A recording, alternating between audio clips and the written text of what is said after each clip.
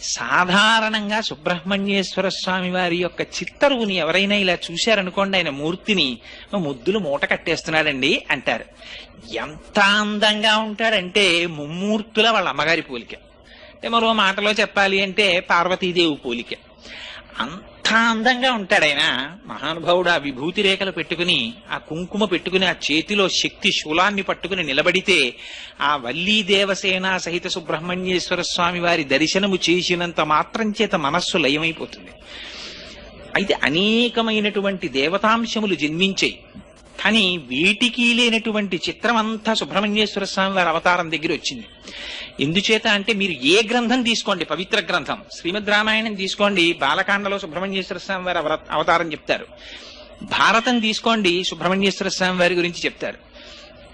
వామన పురాణం తీసుకోండి, సుబ్రహ్మణ్యేశ్వర స్వామి వారి గురించి చెప్తారు.